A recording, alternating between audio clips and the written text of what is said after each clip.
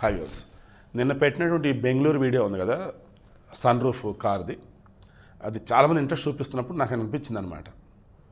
చాలామందికి ఈ sun roof car అంటే ఇష్టం లేదన్నది ఒకటి, దానివల్ల ప్రమాదం ఉందని చెప్పి నాకు తెలిసింది. ఆ ప్రమాదం కళ్ళ ముందు కనపడుతుండే సరే పాపం వాళ్ళు తట్టుకోలేకపోతున్నారు. దాంతో డివోషన్ 2వ ఛానల్లో పెట్టినా సరే ఈ రేంజ్లో చూడటం అనేది నాకు తెలిసి గత 6 నెలల్లో ఎప్పుడూ లేదు. ఎక్కువ వ్యూస్ వచ్చింది అదే, అందుకని వేరే వీడియో ఏం పెట్టాల. బట్ ఇప్పుడు డివోషన్ ఛానల్లో ఇది ఎందుకు పెడుతుంది తెలుసా? సియాచిన్ గ్లేషియర్ అన్నప్పుడు మొత్తం కూడా హిమనీయ నదం అన్నట్టు మొత్తం మంచు గడ్డగట్టే ఉండిద్ది. ప్రపంచంలో వరల్డ్లో అతిపెద్ద యుద్ధక్షేత్రం అదే.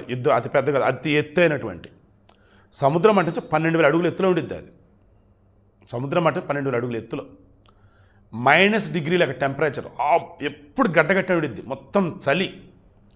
అక్కడ ఎవరైతే సైనికులు ఆన్ డ్యూటీలో ఉంటారో అసలు వాళ్ళ పరిస్థితి ఎంత దారుణంగా ఉండిద్ది అంటే, మంచిలు కావాలంటే అక్కడ వాళ్ళ దగ్గర ఉన్నటువంటి దానిని నీళ్ళతో దాన్ని ఏమంటారు, ఆ గడ్డగట్టి ఉండిద్ది, కాగబెట్టుకోవాలన్నమాట. అది మంచిలు తాగాలి వాళ్ళు. ఏదైనా సరే వాళ్ళు అక్కడ దొరకడం చాలా కష్టం. ఒక డాక్యుమెంటరీ వెబ్ సిరీస్ అయితే ఉందండి, అందులో చాలా డీటెయిల్గా ఉండిద్ది. చాలా లాంగ్ బ్యాక్ చూస్తాను అది.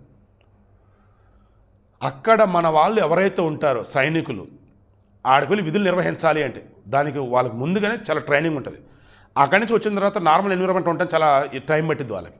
అటువంటి చోట మన వాళ్ళు ఉంటారు. ఎందుకో తెలుసా? దిక్కుమలన పాకిస్తాన్ లంబడీ కొడుకులు అక్కడ కూడా 1984 ఆ సమయంలో మొత్తం ఆక్యుపేషన్కి వస్తే మనం తాట తీసి ఆరేశారు.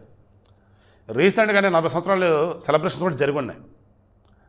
సో ఆ సియాచిన్ ప్రాంతం అనేది ఏదైతే ఉందో అక్కడ అకస్మాత్తుగా దాన్ని ఏం చెప్తాం, మంచు దానికి సంబంధించేసి ఏదో వర్డ్ అండి, కరెక్ట్ నాకు గుర్తురాట్లా వర్డ్. అకస్మాత్తుగా మంచు పడిపోయింది, భయంకరంగా మంచు కుప్పలు పెరిగిపోయింది. ఆ మూమెంట్లో జాగ్రత్త మనం కాపాడుకోవాలి. సమ్ టైమ్స్ కాపాడుకోవడం అనేటప్పుడు ఎక్కడికి వెళ్ళి దాంకోవటం లేదన్నప్పుడు మనం వేసుకున్న గుడారం మీద ఉండేది కదా, ఉంటాం కదా, భారీగా వచ్చి మంచు పడిపోయింది అక్కడ. ఇక దాంతో ఏమాత్రం లోపల కూలిపోయిందంటే చనిపోవటం. ఇంకా అలా ఈరోజు గుజరాత్ చెందినటువంటి ఒకళ్ళు, యూపీ చెందినటువంటి ఒకళ్ళు, జార్ఖండ్ చెందినటువంటి ఒకళ్ళు, పాపం 3 సైనికులు మృతి చెందారండి. అక్కడ గడ్డ కట్టే చలిలో మంచులో -డిగ్రీ ఉన్నటువంటి చోట ఈ దేశాన్ని కాపాడుతూ సైనికులు ఉంటే, మన వాళ్ళు మాత్రం ఇక్కడ దిక్కువలన శవ రాజకీయాలు, కుల రాజకీయాలు, నీతి రాజకీయాలు, నీచమైన రాజకీయాలు, మత రాజకీయాలు చేస్తూ నీ దాకులు నీది ఈకులో, నీ దా మతం నా మతం, నా దేవుడు గొప్ప ఈ దేవుడు గొప్ప అంటూ చెంచా నా కొడుకులాగా మారి రాజకీయాలు ఉచ్చదాగుతూ ఈ దేశాన్ని తక్కువ చేస్తూ గొర్రంగా మాట్లాడుతూ గల్లీస్తనంగా బిహేవ్ చేస్తున్నారు ఇక్కడ మన వాళ్ళు. ఏమనాలి చెప్పండి? ఎంత బాధేస్తుంది తెలుసు నాకు ఈ వీడియో ఇవ్వటానికి. అక్కడ అంతమంది అన్ని రకాలుగా వాళ్ళు మన కోసం పోరాడుతూ ఉంటే మనం మాత్రం ఊరేగుతూ ఉన్నాం, అడ్డదిడ్డంగా బలిసిపోతున్నాం. మారండి ఎక్కడైనా.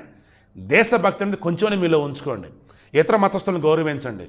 అండ్ ఇతర దేవుళ్ళు ఎవరైతే ఉంటారో మీకు నచ్చని వాళ్ళు, గిట్టని వాళ్ళు, వాళ్ళ టాపిక్ అసలు ఎత్తకండి.